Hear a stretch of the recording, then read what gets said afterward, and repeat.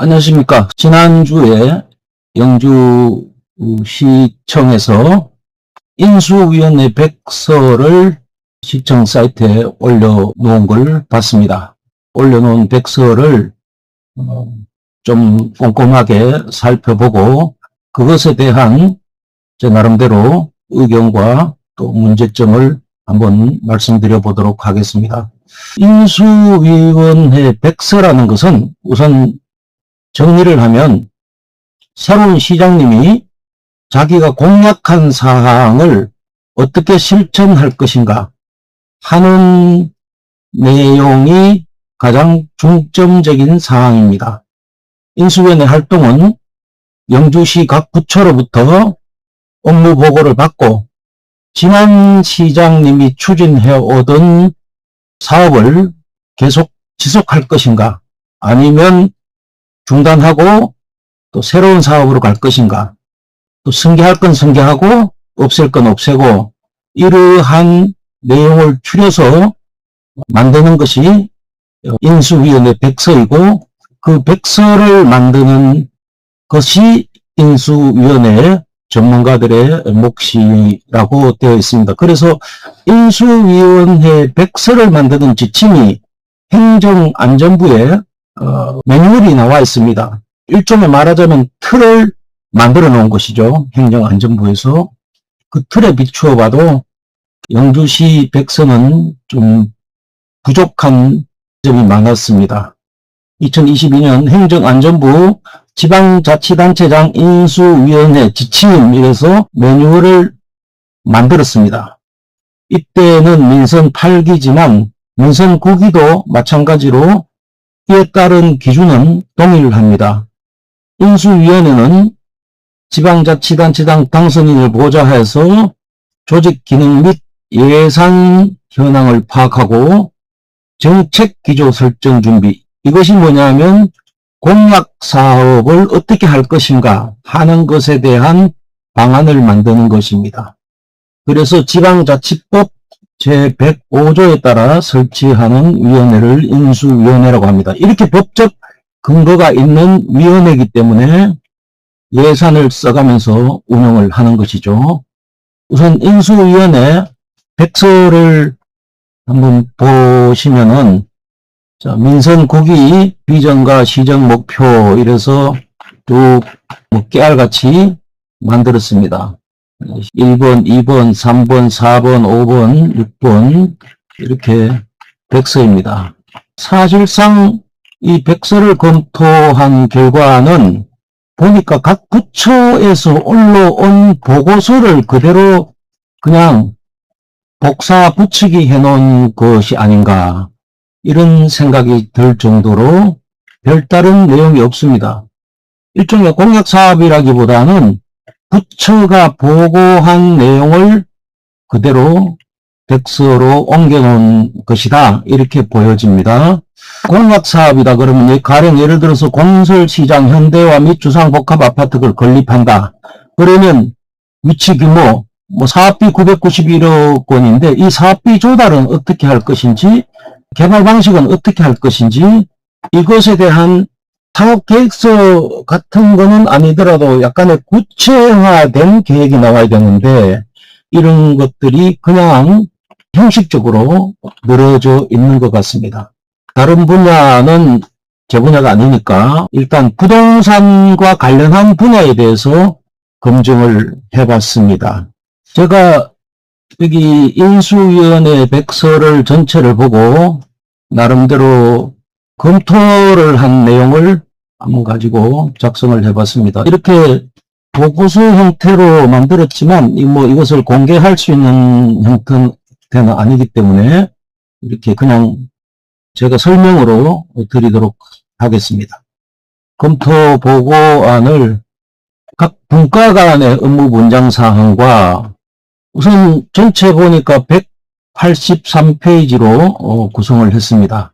그리고 나름대로 이 백서는 아까 제가 행정안전부 그 지침이 있다고 매뉴얼이 있다고 그러는데 그 매뉴얼에 맞춰서 만들어라 하는 이런 강제적인 법은 없지만 그래도 집을 지으려면 설계도가 필요하듯이 백서를 발간하는 것도 그 매뉴얼에 맞춰서 발간을 해야 시민들이 보기도 좋고 또 간단 명료한 이런 백서가 될 텐데 굉장히 그냥 그 각 부처별 업무 보고를 붙여놓은 것이고 중복됐습니다. 그래서 이 백서는 어떤 기준으로 평가해야 하는가라는 것은 행정안전부의 지침이 있습니다. 인수위원회는 시장이 마음대로 만드는 기구가 아니고 지방자치법 제105조의 근거를 둔 법정기구이며 여기에 105조 사항은 인수위원회가 수행하여야 할 업무를 명확하게 규정하고 있습니다. 첫째는 지방자치단체의 조직 기능 및 예산 현황을 파악하는 것이고 두 번째는 지방자치단체의 정책 기조를 설정하기 위한 준비 내용의 공약사항이 담기는 겁니다. 그리고 세 번째는 그 밖에 지방자치단체장 인수에 필요한 사항, 이런 내용이 담겨야 되는데요. 핵심은 이번 사항이죠. 공약사항을 어떻게 이용할 것인가 라고 하는 것에 대한 안이 들어와 있어야 됩니다. 이번 민선국의도 행안부가 5월 말에 각 지자체에 매뉴얼을 배포한 걸로 나오고 있어요. 그래서 영주시 인수위가 어떻게 활동하고 무엇을 남겨야 하는지 하는 최소한의 기본 틀을 이미 정부 차원에서 제공하고 있습니다. 이 기준으로 보면 백서를 평가하는 잣대가 명확해집니다. 인수위 백서는 말씀드린 대로 조직, 기능, 예산을 파악한 결과 그리고 공약을 실행 가능한 형태로 설계한 결과 이게 핵심입니다. 그런데 이번 영주시 백서는 이 두 가지의 기능 중 어느 것도 충실히 수행했다라고는 못할 정도의 백서입니다. 제가 영주시장님을 선거운동 기간에는 적극적으로 지지하는 글도 올리고 했지만 또한 나름대로 이제는 전문적 분야에서 또 비판을 할 것은 비판을 하고 이렇게 해야 될 것입니다. 제가 하는 비판은 그냥 막무가내식으로 뭐 SNS에 뭐 시장을 흔들고 이런 개념의 비판하고는 다릅니다. 시장이 잘 되라고 하기보다는 영주시가 잘 됐으면 하는 마음에서 하는 비판이니 그렇게 봐주시면 감사하겠습니다. 지방자치법 제105조 매뉴얼이 요구하는 그 내용을 보면요. 첫째는 시 전체 재정 규모, 재정 자립도, 채무 현황, 기존 사업 예산 대비 신규 공약의 소요 재원, 이 중요하죠. 이런 것을 종합 분석한 시 전체 재정에 대한 종합 분석은 어디에도 없습니다. 개별 사업별로 사업비 얼마 이렇게 산발적으로 언급될 뿐 그 재원은 어디서 조달할 건지 기존 재정 여건과 충돌하지 않는지 이런 것에 대한 종합 판단이 된 페이지는 부재합니다. 그리고 조직 기능 파악에서 조직 개편 필요성에 대한 전문가적 진단 이런 것이 빠져 있습니다. 그리고 상당 부분을 다른 분과와 겹치는 현장 면담을 했다. 조직 진단다운 분석이 없다. 이런 내용입니다. 그리고 공약의 실행 계획화, 공약을 예산, 조례, 부서 일정이 딸린 실행 로드맵으로 번역을 하지 못했다. 그래서 제1장, 2장, 5장 부록에서 동일한 시민을 봅니다. 영주를 엽니다. 이런 비전과 25대 과제 틀이 4번이나 중복해서 게재되고 있습니다. 여기 실행계획서 형태, 실행계획서라고 하면 기업으로 따지면 사업계획서 같은 겁니다. 연차별 예산이라든지 담당 부서, 인허가 일정, 여기에 따른 어떤 리스크 분석 이런 것들은 단 한 건도 확인되지 않고 있습니다. 물론 나중에 그냥 영역을 줘버리면 된다라는 이런 아니라는 생각을 할 수 있겠습니다만 용역 업무가 다는 아니죠.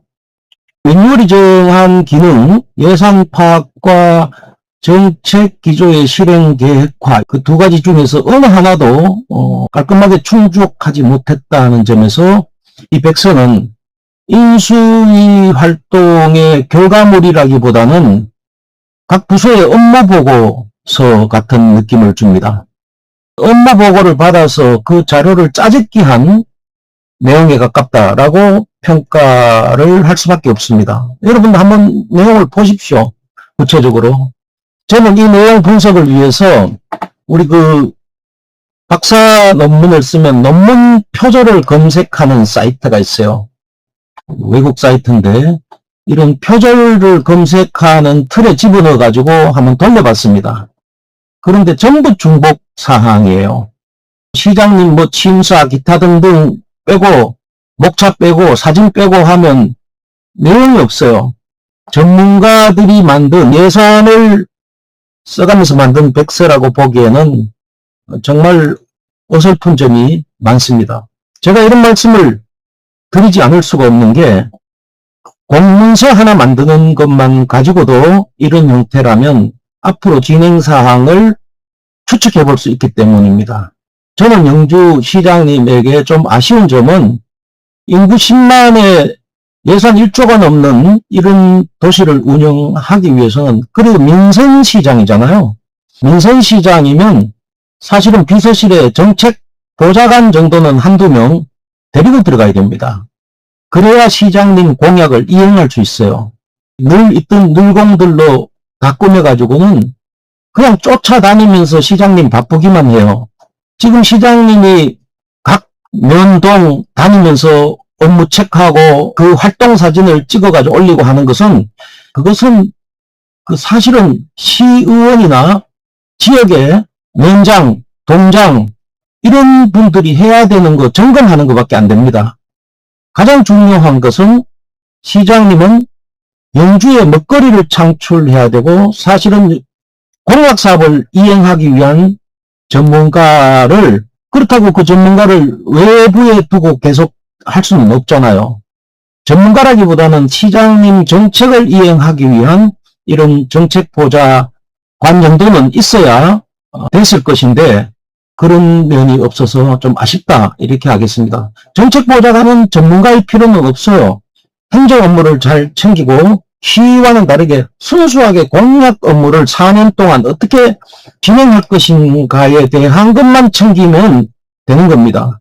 영주시 재정 자립도가 12%입니다. 지난 시장님 때는 10%대에 머물고 8%, 9%대로 떨어진 예도 있어요. 잘 아시겠지만 재정 자립도가 뭡니까? 1년간 살림살이에 필요한 예산이 1조라고 봤을 때 이 1조의 재정 자립도 10%다. 그러면 1,000억만 영주시에서 벌어들인다는 얘기죠. 나머지 9천억은 전부 정부 보조금이나 지방 교부세 등으로 국가에서 보조를 받는 거예요. 그렇잖아요? 그러면 재정 자립도가 높은 지자체와 재정 자립도가 이렇게 전국 최하위권 수준의 지방자치단체가 뭐가 다르냐? 시장님의 행동 반경이 없는 겁니다. 잘 아시잖아요.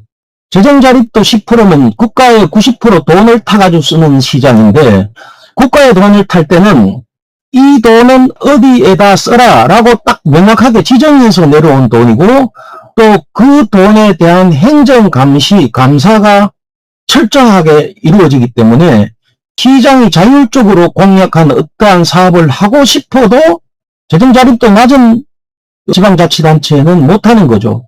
재정 자립도 10%대 지방이 시장님이 뭘 하고 싶어도 못하는 겁니다. 예산을 전용할 수 있는 게 없고, 자금, 말하자면 민간 자금을 유치할 수 있는 능력도 갖추지 못하고 하면 시는 그냥 4년 동안 전임 시장과 똑같이 흘러가는 겁니다. 차라리 지방자치제가 아니라 그냥 중앙집권제를 하는 게 영주 같은 데는 더 나을지도 모릅니다. 다시 말해서 재정자립도가 10%대인 영주시는 영주시장님이 뭘 하고 싶고 의욕이 있어도 승인을 받지 못합니다. 사실은 승인 받기가 힘들어요. 법정 업무를 4개 분과가 나눠서 수행을 하려면 최소한 사전에 이 사업은 어느 분과 소관이다 라는 업무 분장표가 있어야 됩니다. 그런데 실제 백서를 보면 분과 간 사전 조율 없이 각 분과가 부서 업무 보고를 각자 받아가지고 편집한 이런 정황이 나타나고 있습니다. 예를 들어서 같은 현장을 3개 분과가 따로 보고서에 다 실었습니다. 똑같은 내용을 각 분과 다 실는 거죠. 그래서 페이지만 늘어나는 겁니다. 중복되게. 경제산업농업분과, 문화관광지역개발분과, 시민참여행정혁신분과, 여기서 각각 현장도 중복되게 방문을 해요. 똑같은 내용이 중복되게 들어있습니다. 페이지 수도 28, 89, 한 4, 5페이지 계속 중복된 내용이 들어있습니다. 하나의 사업을 두고 지방실의 정책실은 사실상 같은 설명을 3개 분과에 각각 반복 보고를 한 셈입니다. 백서에도 3번 똑같이 실립니다. 즉 인수위 정책 차원에서 이미 다뤄진 현장인데 이걸 다시 개별 분과들이 각자 서술해서 페이지를 채운 것입니다. 소관이 겹치는 사업을 서로 다른 분과가 각자 1분과, 2분과가 같은 사업을 각각 서술하고 있습니다. 그리고 민자골프장을 3개소라고 해놨는 것도 의의가 없지만 이것도 1분과, 2분과가 중복되게 싣고 있습니다. 인구활력센터도 1분과, 3분과가 중복되게 싣고 있습니다. 선비세장, 무선마을 등 문화관광시설은 명백히 문화관광개발분과의 소관 사항이잖아요. 그럼에도 불구하고 시민행복분과가 똑같은 것을 다시 다루고 있습니다. 이런 사례가 최소 5건 이상 확인됐습니다. 이것은 우연한 서술 중복이 아니라 분과별 소관 업무를 사전에 나누지 않고 각각 분과가 부서로부터 받은 업무 보고를 각자 편집해서 그대로 실었다라는 이런 구조적 결함을 보여준 것이라고 밖에는 생각을 할 수가 없습니다. 표준적인 인수위 운영이라면 분과위원장단 또는 총괄팀이 사전에 부서, 분과 매칭표를 만들어서 중복 보고를 걸러냈어야 합니다. 이 매칭 조정 기능이 작동한 흔적은 백서 어디에도 없습니다.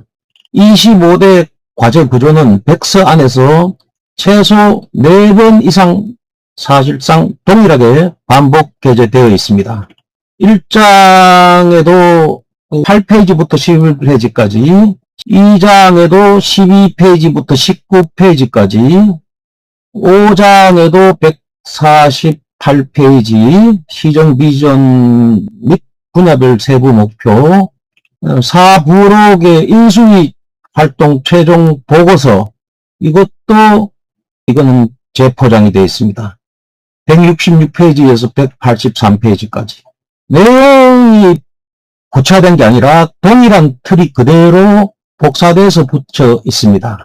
그리고 중요한 것은 사업계획서가 없습니다.